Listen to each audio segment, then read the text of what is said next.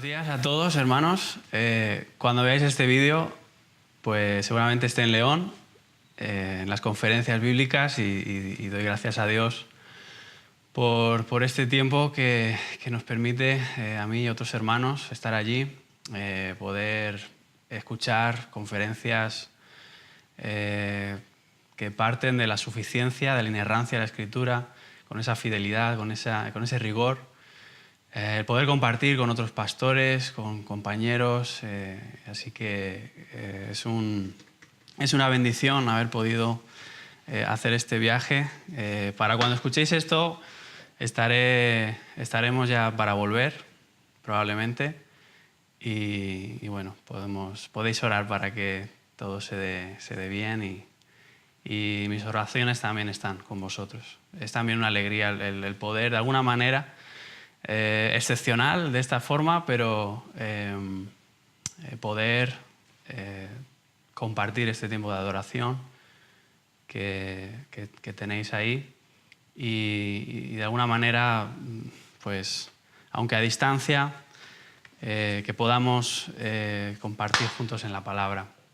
Es un poco raro para mí, estoy hablando a una cámara, pero realmente pienso que para cuando estéis escuchando el vídeo os estaré echando mucho de menos y casi puedo imaginarme dónde estáis sentados, así que eso me ayuda a predicar. Bueno, mandaros a todos un saludo y un abrazo. Gracias por la paciencia también, la disposición a que podamos hacerlo así por medio de este vídeo. Así que os agradezco la atención y espero que el Señor os bendiga a todos. En su gracia soberana, el Señor nos ha estado conduciendo a recuperar un entendimiento bíblico de la Iglesia. Quiero que reflexionemos en eso. Puedo afirmar que esto es verdad porque muchos de vosotros habéis reafirmado y habéis demostrado convicciones en medio de diversas pruebas. Y es bueno que entendamos eso a la luz de una historia que es mucho más grande que la nuestra. Toda reforma, todo avivamiento, todo regreso a la palabra de Dios, en todo el mundo siempre ha tenido un precio. Y muchas personas oran por ver el poder de Dios en sus iglesias. Muchas iglesias oran para ser iglesias llenas del Espíritu, para ser fieles al Señor, para ser usadas para su gloria, pero pocas iglesias realmente están dispuestas a pagar el precio que eso conlleva. Muchas veces no quieren nada de eso. Si implica que algunas personas se disgusten o se opongan, entonces no quieren nada de eso realmente. Si implica romper con otras cosas, no están dispuestos a una reforma. Y eso es porque necesitan agradar al hombre. Y el Señor dice que ya tienen su recompensa. Entonces, no podemos hablar de reforma si no hablamos de convicciones. Y por la gracia de Dios, yo creo que nosotros podemos estar hablando de reforma. Pero solo podemos hablar de reforma en la medida en que sostengamos convicciones y estemos contentos con el precio.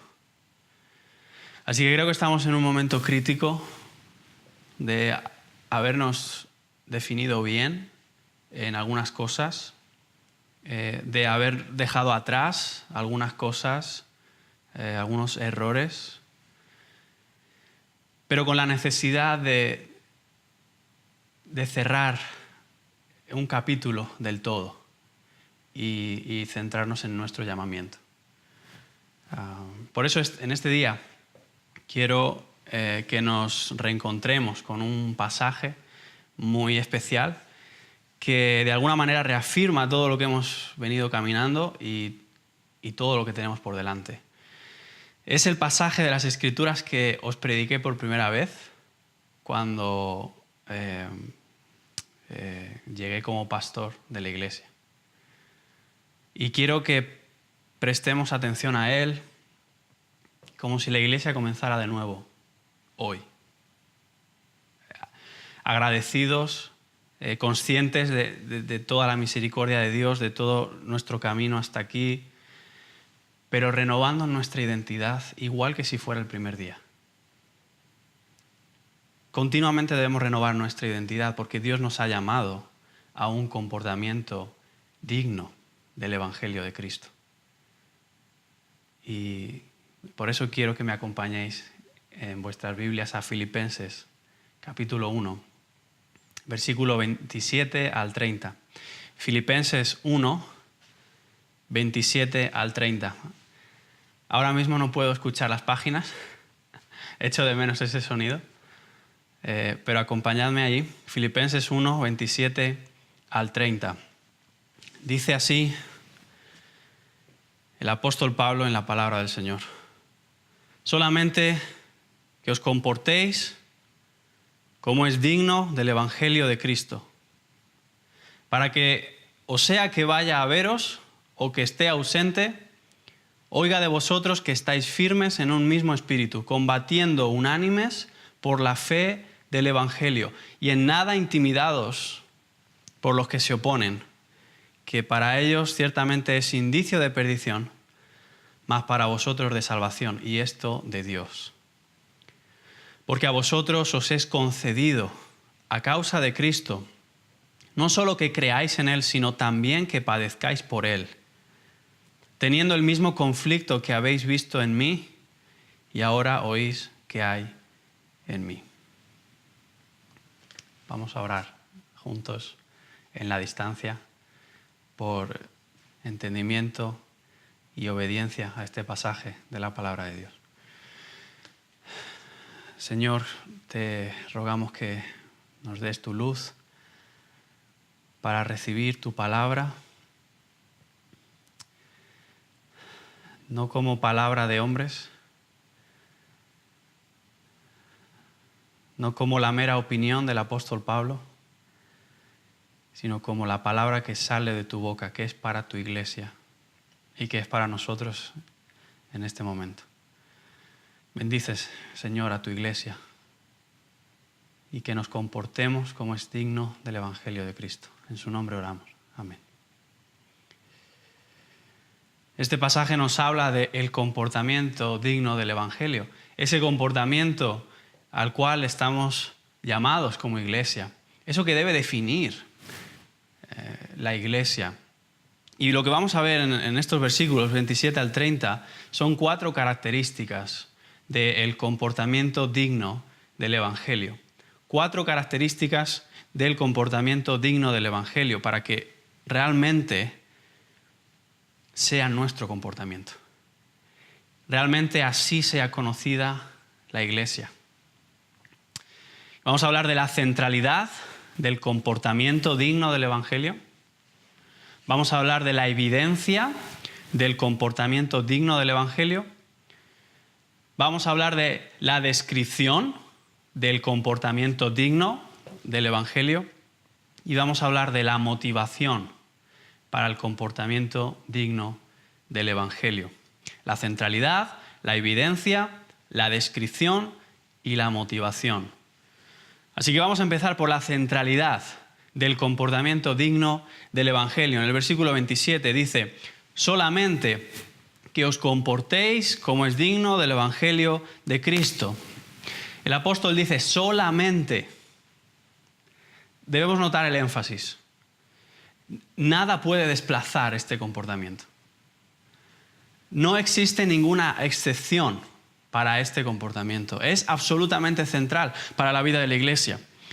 Si algo ha desplazado esta prioridad, lo que el apóstol Pablo dice que solamente debe ser nuestro comportamiento, solamente nuestra prioridad. Si algo ha desplazado eso, si no es así, es mejor que todo se detenga y vuelva a empezar. El Evangelio no es central en una iglesia si no hay un comportamiento singular que destaca entre todos sus miembros. Eso es lo que hace que una iglesia esté centrada en el Evangelio. El Evangelio es el centro de todo en la vida cristiana, es el centro de todo lo que Pablo está diciendo. Primero comenzó la carta en su acción de gracias por la iglesia en Filipos, agradecido a Dios por la comunión con los filipenses, por la comunión con los filipenses en el Evangelio.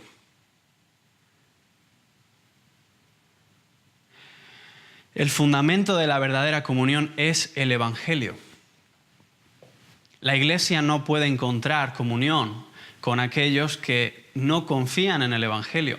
La iglesia puede mostrar su amor por ellos, pero no puede encontrar comunión. Y esa es la razón por la que no se le pueden exigir peras al olmo. Incluso con la gente que asiste regularmente a la iglesia.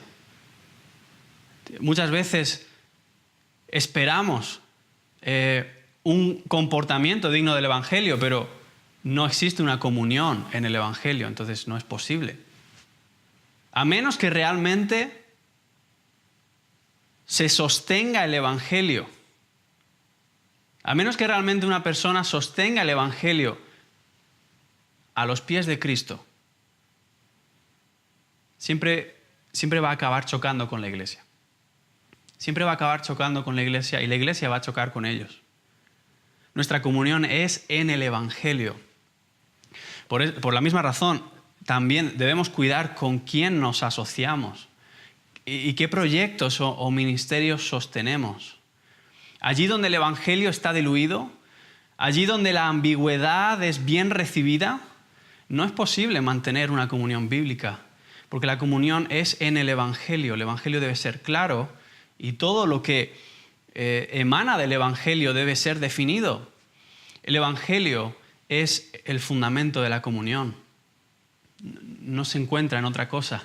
La comunión cristiana no reside en tradiciones, en familiaridad, en proyectos comunes. Es una comunión en el Evangelio. Esa es la regla. Esa es la medida. Ese es nuestro llamado. Pero Pablo no solamente habla de la comunión en el Evangelio. Pablo continuó señalando la centralidad del Evangelio en su satisfacción, en vista de que todos los aparentes obstáculos, incluso sus prisiones, estaban sirviendo a la extensión del Evangelio. Y mirad, sea cual sea vuestra situación, Dios la ha ordenado para la extensión del Evangelio. Eso es algo que tienes que comprender. ¿Por qué Dios me ha dado esta familia? ¿Por qué Dios me ha puesto en este lugar? ¿Por qué Dios me da o no me da este trabajo? Todo está dispuesto para la extensión del Evangelio. Es central para Dios. Es lo que Él está haciendo en el mundo. Eso es lo que Él quiere hacer. Y nos coloca estratégicamente, más allá de lo que podemos nosotros alcanzar a entender, de manera que podamos anunciarlo allí donde estamos. El Evangelio de Cristo es una noticia para ser anunciada. Debe ser anunciada. Debe ser presentada, debe ser proclamada. Y todo esto es lo que Pablo está, la manera en que Pablo está anunciando la centralidad del Evangelio. Pero ahora dice algo más. No solamente es el centro de nuestra comunión, es una noticia para ser proclamada ahí donde estás, también el Evangelio es la regla por la cual debemos vivir. Pablo dice que os comportéis, solamente que os comportéis como es digno del Evangelio. Ese verbo comportarse es la palabra griega politeuomai, se deriva de la palabra que quiere decir ciudad. Es como si dijera, nos vamos a inventar la palabra, pero para entender lo que está diciendo, ciudadanear como es digno del Evangelio. Es decir, vivir como el Evangelio demanda. Respondemos a esas normas, al Evangelio. Y Pablo lo expresó así con toda la intención. Filipos era una colonia romana y tenían los mismos privilegios que las ciudades de Italia. Un gobierno autónomo, la ley romana, menos impuestos, pero sobre todo el derecho a la ciudadanía romana.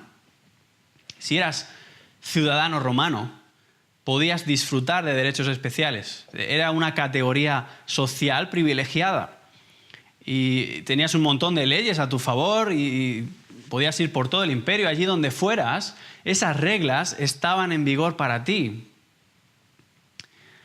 Y Pablo usa esa misma imagen, que es tan familiar para los de Filipos, pero ahora la aplica a la situación espiritual y les enseña que las leyes que les tienen que importar son las celestiales. Son ciudadanos del cielo. Deben vivir de acuerdo al Evangelio de Cristo. Hay una manera en que deben conducirse en esta vida.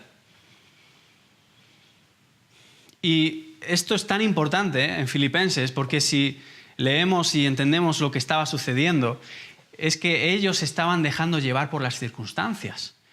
Pablo estaba encarcelado otra vez, ellos están desanimándose, ellos están viendo todas las dificultades que se les vienen encima y están empezando a desplazar el Evangelio. Están empezando a guiarse por emociones, no por convicciones. Por eso Pablo les recuerda que hay un comportamiento que deben mantener. Hay un estándar en la iglesia que no se puede desplazar. Hay una prioridad que tiene que ser vivida. Hay un comportamiento que debe ser central en la iglesia. Un comportamiento que honra el Evangelio y no lo deshonra. Porque aparte de este comportamiento, todo lo demás deshonra el Evangelio. Solamente que os comportéis como es digno del Evangelio de Cristo.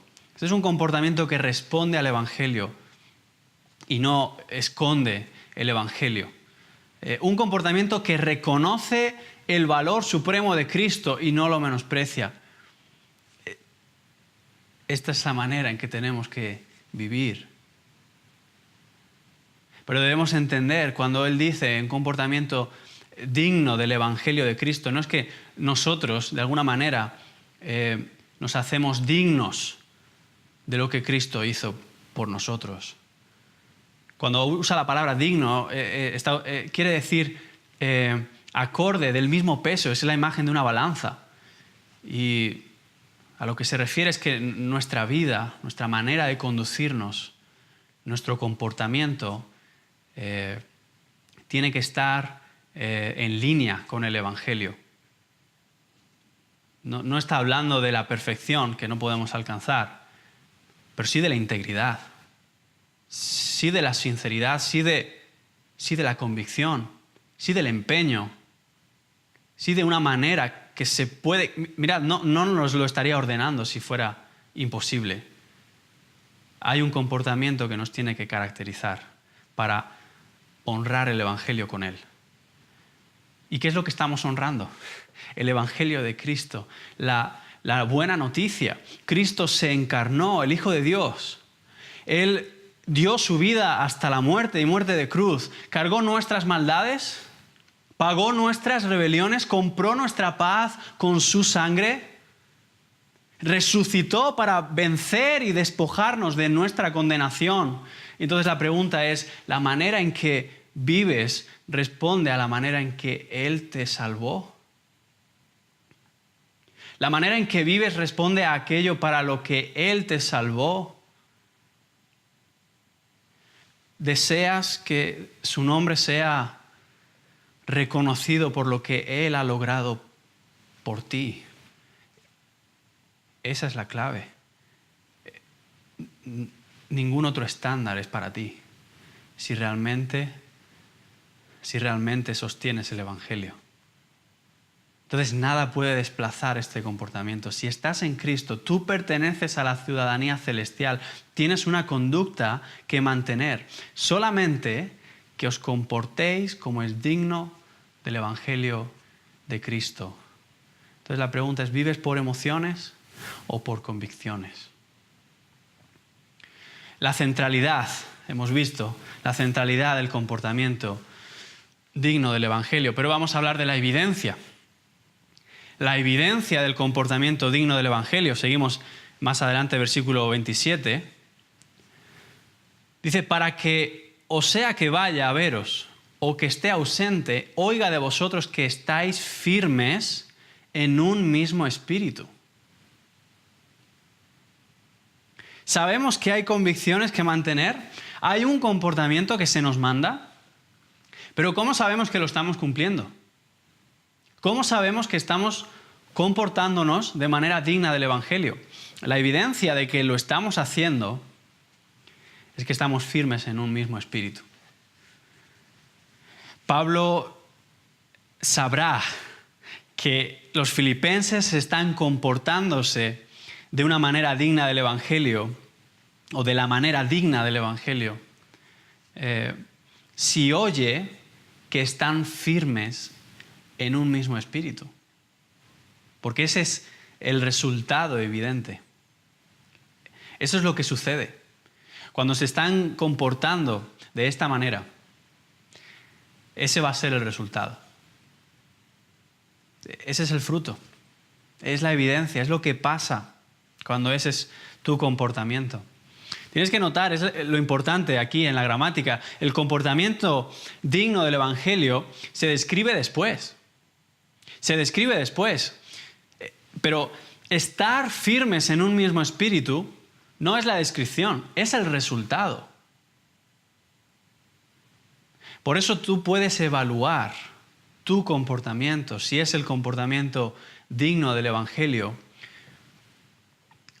cuando el resultado es que estás firme en un mismo espíritu con la iglesia. Firme es un término militar. Estar firme es el lenguaje de mantener una posición. Y tenemos que pensar en el trasfondo romano, especialmente en Filipos. Los soldados romanos avanzaban cuando iban a conquistar un territorio, ellos iban a compartir como ejército una posición y unos a otros se iban a guardar la posición con los escudos, iban a avanzar de una manera inquebrantable. Pero si había una manera de destrozar eso, si había una manera de hacer daño a ese ejército bien armado, bien firme, que mantenía la posición y avanzaba, si había una manera, iba a ser por medio de buscar, en medio de esos soldados, quién no está sosteniendo la posición, quién no está firme. Y esa va a ser la puerta, esa va a ser la manera en que toda la formación se va a ver expuesta y realmente puede ser bien atacada. El comportamiento digno del Evangelio hace que todos estemos firmes de tal manera, manteniendo la posición de tal forma que eso no puede pasar. Cuando ese comportamiento prevalece en la iglesia,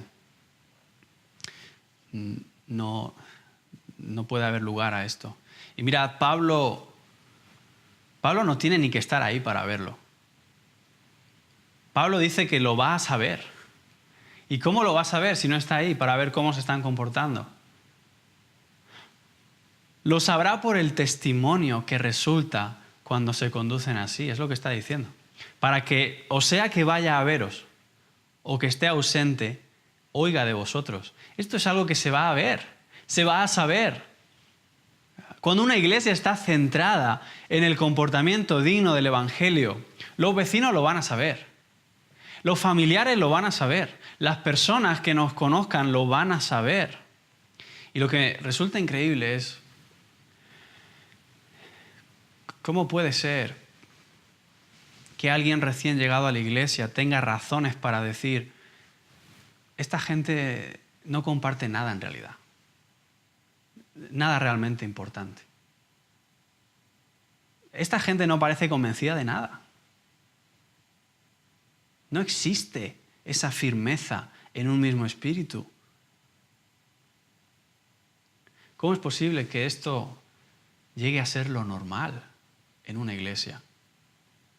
Una iglesia puede estar años sin comportarse de manera digna del Evangelio. ¿Estás de acuerdo con eso?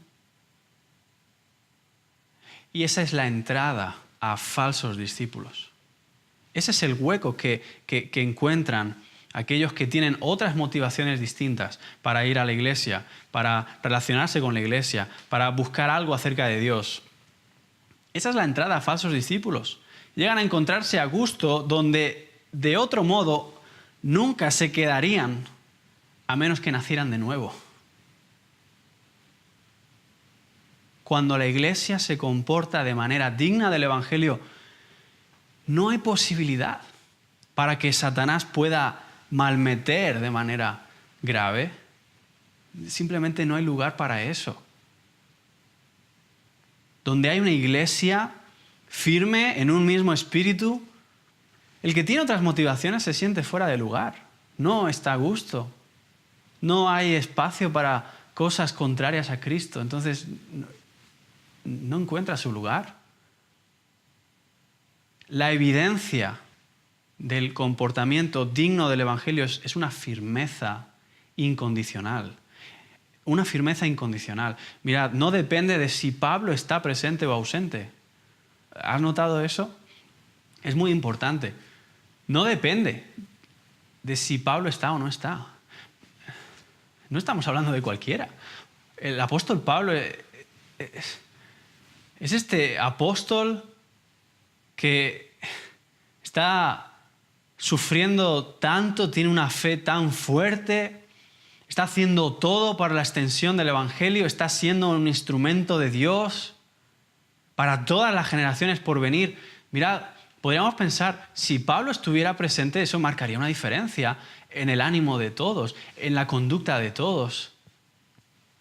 Pero Pablo dice que el comportamiento digno del Evangelio no depende de eso. No depende de si él está o no está. Y quiero que pienses, ¿cambiaría tu comportamiento si el mismo apóstol Pablo se congregara con nosotros? ¿Cambiaría nuestra conducta si estuviera presente? Porque si fuera así, eso es hipocresía. El comportamiento digno del Evangelio no depende de quiénes te rodean, no depende de quién está mirando, no depende de si el pastor está, no depende de si es domingo o es lunes, y de hecho cualquier día de la semana es más fiable que el domingo para determinar el comportamiento digno del Evangelio. Porque ¿qué es más fácil? Un día tener un momento en el que todos más o menos fácilmente podemos comportarnos de cierta manera, conducirnos con cierta regla, convicción, o durante 6 días a la semana. Creo que eso es una prueba más evidente. No depende de las circunstancias este comportamiento. No depende de absolutamente nada externo. La evidencia de este comportamiento es que, sea que vaya a veros, dice el apóstol, o que esté ausente, oiga de vosotros que estáis firmes en un mismo espíritu. Ahí tienes la evidencia.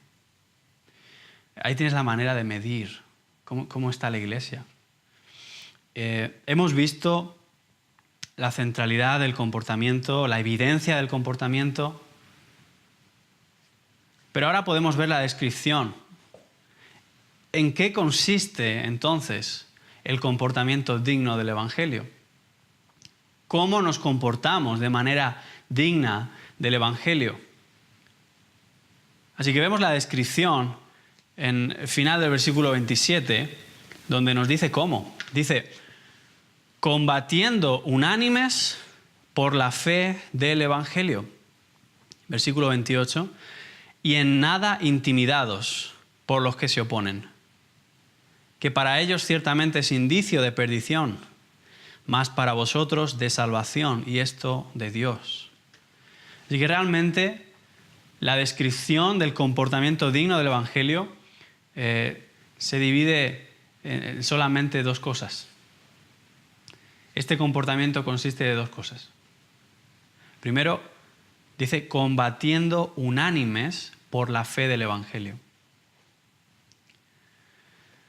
No te comportas de manera digna del Evangelio hasta que no combates por la fe del Evangelio, pero combates unánime. Es decir, como una sola persona con la Iglesia. Como si todos fuéramos solamente una misma alma. Y dice, por la fe del Evangelio. Este, de nuevo, es un lenguaje militar y es un lenguaje competitivo.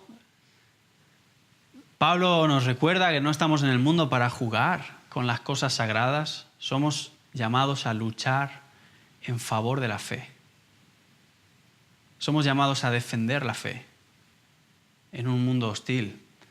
Somos llamados a ser claros con la fe en un mundo donde todo está bien. Somos llamados a ser columna y baluarte de la verdad. Somos llamados a ser luz. Y la luz expone las cosas. Y la luz alumbra y nos permite ver las cosas como realmente son. Esta es la lucha que define si realmente nuestra conducta es digna del Evangelio. La palabra aquí es sinazleo. Nos hace pensar en las competiciones atléticas. De ahí viene la palabra y especialmente en este contexto la lucha de gladiadores. El gladiador lucha por su propia vida. Y esta es la expresión, sinazleo, combatiendo de esa manera. Y ese sin, que resulta un poco lioso en el griego, pero sin es un prefijo que ahí significa con. Entonces nosotros oímos sin, en castellano pensamos en lo contrario, pero significa con. Entonces, sinazleo quiere decir combatiendo juntos, todos, unos con otros, juntos. Y como digo, la evidencia, lo vimos antes, va a ser mantener la posición, estar firmes, de manera infranqueable. No sé si he dicho bien la palabra. No se puede, no puede haber una brecha. Y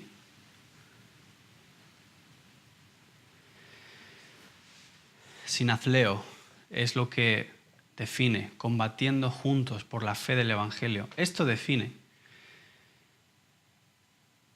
el comportamiento digno, el comportamiento acorde, el comportamiento que responde de manera adecuada y honra el Evangelio.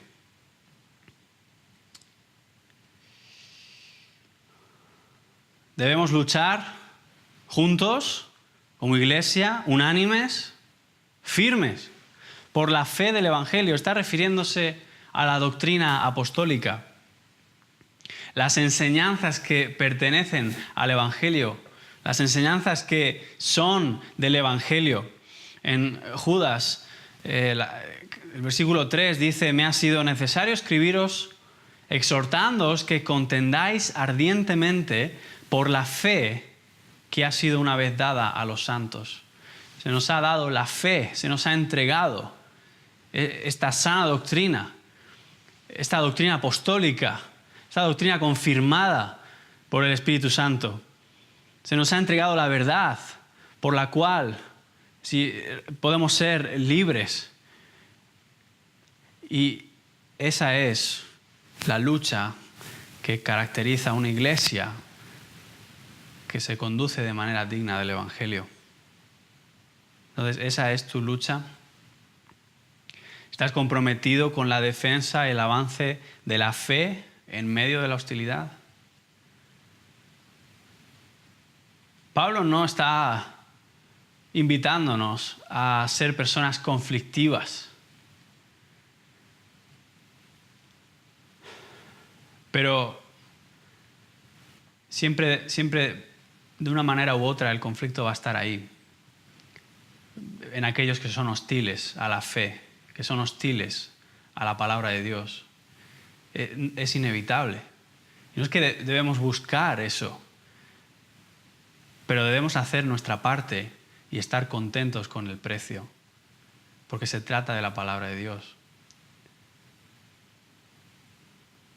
¿Es esa tu lucha? ¿Es ese tu compromiso? ¿Es la manera en que ves la iglesia, esa avanzadilla del reino de Dios para ser luz, para llevar la verdad, para sostener la enseñanza, la fe del Evangelio en medio de un mundo hostil, perdido, que necesita desesperadamente salvación? Esa es tu manera de ver la iglesia, porque ese es el comportamiento que debes tener. Juntos. Esto no significa que queda excluido cualquier intento de hacer la guerra de manera personal, sino como iglesia, unánimes. La evidencia de que se está haciendo es que hay una firmeza en un mismo espíritu. Y no es superficial eso. Con todo lo que somos hay una firmeza en mantener una posición, porque queremos honrar a Dios y confiamos en el poder de Dios en medio de cualquier oscuridad. Combatiendo unánimes por la fe del Evangelio. Pero en segundo lugar, dice, en nada intimidados por los que se oponen. En nada intimidados por los que se oponen. Entonces, no solo debes luchar por las cosas correctas, sino con la actitud correcta. No debes tener miedo. No debes dejarte intimidar cuando estás defendiendo la fe. No debes ceder. Debes mantener una actitud, o tu comportamiento deja de ser digno del Evangelio.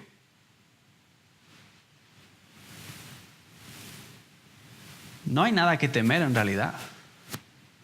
Es el mismo apóstol Pablo el que está en prisión, mientras dice que no tengan miedo. Y ¿sabes qué? Pablo había estado cantando himnos a Dios en la cárcel de Filipos tiempo antes de que Dios levantara ahí esta iglesia. No hay nada que temer. Todas las cosas Dios las dispone para la extensión del Evangelio, así que simplemente confía en eso. En medio de la situación, ten la actitud correcta en todo momento. No vivas por emociones, sino por convicciones. Y esto es muy importante porque Pablo añade que para ellos, para los que se oponen, en el versículo 28, ciertamente es indicio de perdición, mas para vosotros de salvación, y esto de Dios. Ahora, lo que está diciendo es que cuando la iglesia se mantiene con valor, confiando en la palabra ante los que se oponen, Dios usa esa firmeza para anunciar perdición a los que se oponen y confirmar la salvación a los que están perseverando bajo la oposición. Dios va a utilizar eso. Así que debemos ser valientes, simplemente confiar de corazón en un mismo espíritu, en el Evangelio, y ser coherentes. Así que hemos visto la centralidad del comportamiento digno del Evangelio. Hemos visto la evidencia, cómo vamos a saber si está pasando, qué debemos mirar en la iglesia para ver si nos estamos conduciendo así. Y ahora hemos visto la descripción del comportamiento digno del Evangelio, combatiendo unánimes por la fe y con la actitud de confianza, en nada intimidados. Eso nos hace inservibles. Pero si no nos dejamos intimidar, Dios usa eso para dejar claros sus planes y afirmar su iglesia, el testimonio de su iglesia y anunciar el error a los que están perdidos. Dios tiene que hacer eso y Él lo va a hacer por medio de la actitud de la iglesia, la firmeza de la iglesia. Así es como Él quiere hacerlo. Así que vamos a ver por último la motivación del comportamiento digno del Evangelio. Porque en este pasaje no simplemente se nos dice la manera en que debemos hacer, cómo sabemos si lo estamos haciendo, en qué consiste, sino también por qué. También nos va a dar la razón, la motivación que necesitamos para hacerlo, porque necesitamos motivación para hacerlo, motivación de la misma palabra de Dios. Necesitamos entender con perspectiva lo que Dios ha planeado para no dejarnos llevar por otras cosas y ser firmes y ser fieles y estar obedeciendo a la palabra de Dios para que sus planes se hagan. Así que Pablo nos habla de la motivación, del comportamiento digno del Evangelio. Dice versículo 29, porque a vosotros os es concedido a causa de Cristo, no solo que creáis en Él, sino también que padezcáis por Él, teniendo el mismo conflicto que habéis visto en mí y ahora oís que hay en mí. Mira, si has sido salvado, tu salvación fue por gracia. Fue un regalo. No lo merecías. No hiciste nada para ganarlo. Hiciste todo lo contrario. No podrías ganarlo nunca, porque no tienes justicia personal delante de Dios. Necesitabas la justicia de Cristo. Necesitabas ese regalo. Necesitabas que te fuera concedido.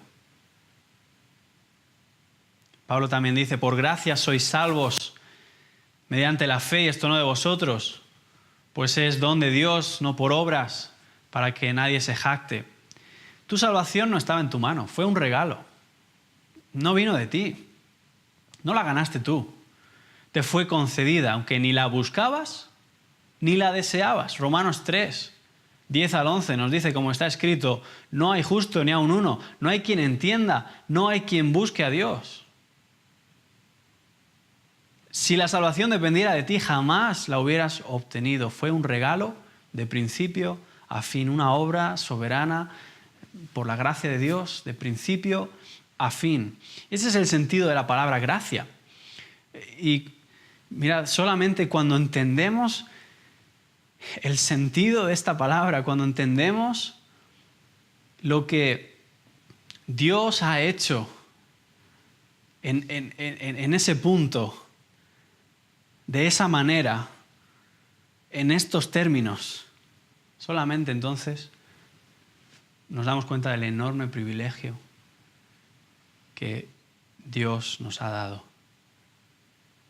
Pablo dice, porque a vosotros se os ha concedido, os es concedido a causa de Cristo, no solo que creáis en Él. Un momento. Vamos a parar un segundo. Se os ha concedido no solo que creáis en Él.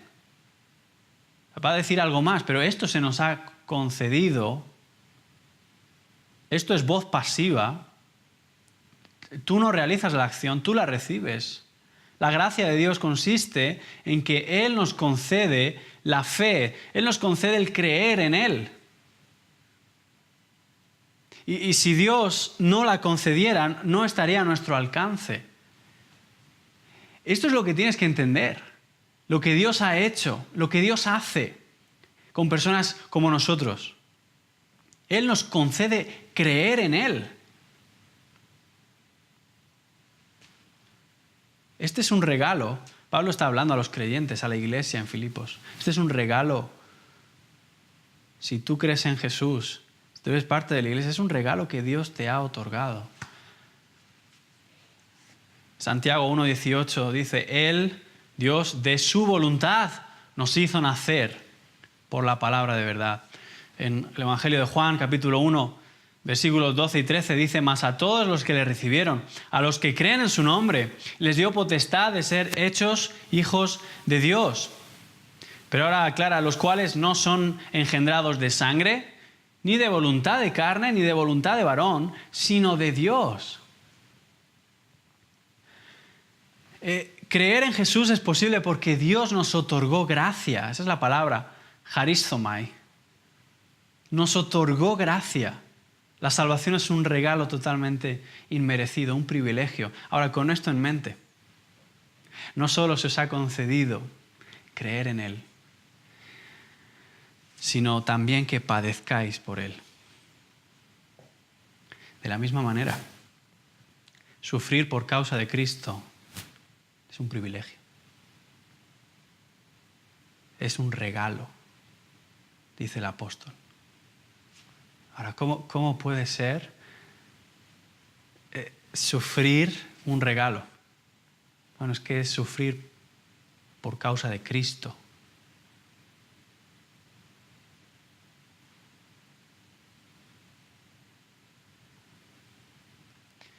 Nosotros necesitamos pruebas, necesitamos que nuestra fe sea afirmada, regada, que nuestra fe crezca. Nosotros necesitamos, sobre todas las cosas en este mundo, ser más semejantes a Cristo. La salvación consiste en esto. La salvación es realmente acabar con nosotros mismos para ser de Cristo.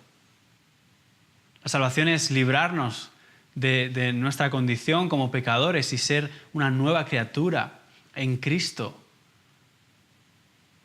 La salvación no es simplemente una especie de pasaporte al cielo. La salvación es una obra transformadora para hacernos más como Cristo. De manera que somos más semejantes a Él en cuanto a su relación con el pecado. ¿Cuál es la relación de Cristo con el pecado? No hay comunión. Cuando nosotros estamos en Cristo, somos cada vez más hechos a su semejanza. Dios comenzó la buena obra en nosotros, que está perfeccionando, y cada vez más. Nosotros sabemos que Él la comenzó realmente en nosotros porque vemos la evidencia de que nos está perfeccionando y cada vez más somos como Él. Y nuestra relación con el pecado es cada vez menos como era. Entonces, a la luz de ese contexto, sufrir por Cristo es un regalo, no solamente porque se trata de responder a cualquier precio por Él, igual que Él dio todo por nosotros, sino porque el sufrir por Cristo, el sufrir por su causa, es lo que nos hace semejantes a Él. Es algo que necesitamos para poder ser más como Él.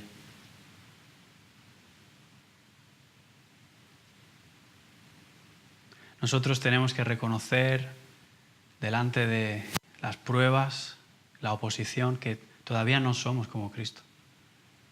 Y podemos ver la gracia de Dios sobre nosotros, trayendo diferentes situaciones por medio de las que Él nos sigue haciendo más como Cristo. Por eso es un regalo. Por eso es un regalo. Cristo es reflejado en nosotros de una mayor manera cuando nuestra fe es probada. No hay duda de eso. Primera de Pedro 5:10. Mas el Dios de toda gracia, que os llamó a su gloria eterna en Jesucristo, después que hayáis padecido un poco de tiempo, Él mismo os perfeccione, afirme, fortalezca y establezca. ¿Tú quieres todo eso? Necesitas haber padecido un poco de tiempo. Necesitas. Mira, en comparación no es nada, es lo que está diciendo el apóstol. Pero necesitas pasar por ahí para llegar a ser afirmado, perfeccionado, fortalecido, establecido de esa manera. La vida cristiana es dura, pero eso forma parte del plan de Dios, forma parte del plan. No, Él no se ha desentendido de nosotros cuando nos vemos en diversas pruebas. Todo lo contrario, Dios lleva a cabo su obra aún por medio de la adversidad más grande. Pablo mismo se coloca como ejemplo a los filipenses para que no tengan temor en seguir el camino de la cruz. Versículo 30 dice, teniendo el mismo conflicto que habéis visto en mí y ahora oís que hay en mí, el mismo conflicto, la misma batalla, está diciendo. La misma batalla. El cristiano tiene que pelear la buena batalla de la fe. Así que se nos ha concedido sufrir por Él. Tenemos que estar contentos con pagar el precio, sabiendo lo que el Señor está haciendo en nuestras vidas, que no tiene precio, que no tiene comparación, que es glorioso, que es de valor eterno. Sé fiel al Señor, espera su recompensa celestial, sufre por Cristo, sufre por Él contra viento y marea.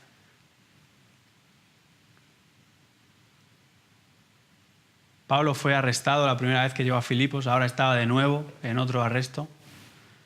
Los filipenses tenían el ejemplo, ahora les tocaba a ellos seguir ese mismo camino, no por las emociones, por convicciones. Así que, ¿cómo enfrentas el sufrimiento por ser cristiano? ¿Es un privilegio sufrir por Cristo para ti? ¿Rendirte es una opción para ti cuando las cosas van mal? ¿Se puede desplazar el comportamiento digno del Evangelio por alguna excusa? ¿Cristo es más valioso para ti que una vida sin problemas?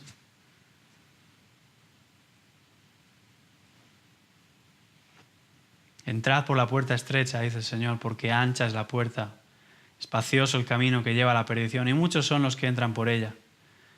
Porque estrecha es la puerta y angosto el camino que lleva a la vida, y pocos son los que la hallan.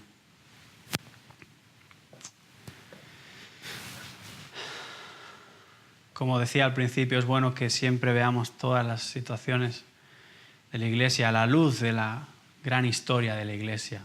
No solo la nuestra, sino la historia de la Iglesia. Y quiero concluir recordándoos a Martín Lutero, quien escribiendo acerca de un tiempo en el que él se sentía muy angustiado y muy desanimado por diferentes cosas, por sus propias faltas, por su propia pecaminosidad, por su propia debilidad, su propia maldad. Él era consciente de eso. Sufría por el mundo, por toda la maldad en el mundo. Sufría por los peligros que atacaban a la iglesia. Él estaba escribiendo sobre eso y él escribe que una mañana vio a su mujer Catalina vestida de luto. Y sorprendido, Lutero le preguntó, ¿quién ha muerto?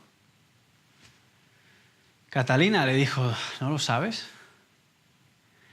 Dios en el cielo está muerto. Lutero replicó, ¿cómo puedes decir tal cosa sin sentido, Catalina? ¿Dios morir? ¿Él es inmortal? ¿Él vive por toda la eternidad? ¿Pero qué estás diciendo, Catalina? Catalina le contestó, ¿pero eso es realmente cierto? Y Lutero respondió, pues claro, Catalina. Y ella dijo, y aún así, aunque no tienes duda de eso, todavía estás tan desesperanzado y desanimado. Y Lutero se dio cuenta de la contradicción entre su fe y su comportamiento y calmó su ansiedad. Hermanos, hay un comportamiento digno del Evangelio de Cristo. Las circunstancias que rodean a la iglesia pueden cambiar, pero Dios no cambia. Su palabra no cambia. Nosotros debemos vivir por convicciones. Y cuando tenemos eso, cuando nos comportamos de manera digna del Evangelio, entonces ninguna cosa realmente nos puede hacer daño. Ninguna cosa. Ninguna cosa puede realmente dañar la iglesia. Nada. Hemos visto la centralidad del comportamiento digno del Evangelio. Solamente comportaos como es digno del Evangelio de Cristo. Hemos visto la evidencia del comportamiento digno del Evangelio para que, o sea que vaya a veros o esté ausente, oiga de vosotros que estáis firmes en un mismo espíritu. Y hemos visto la descripción del comportamiento digno del Evangelio, combatiendo unánimes por la fe del Evangelio y en nada intimidados por los que se oponen.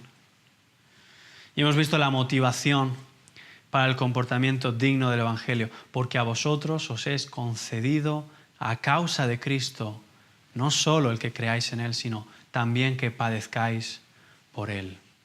Hermanos, comportaos de manera digna del Evangelio de Cristo. Que el Señor os bendiga. Que el Señor os llene de convicción. Y que el Señor bendiga grandemente su iglesia para ser un testimonio fiel. Dejadme que concluya en oración. Señor, gracias por tu palabra que nos da siempre la luz que necesitamos. Queremos ser fieles, Señor. Queremos estar unidos, firmes, con todo lo que somos, para lo que nos has llamado, no dejándonos llevar por ninguna cosa.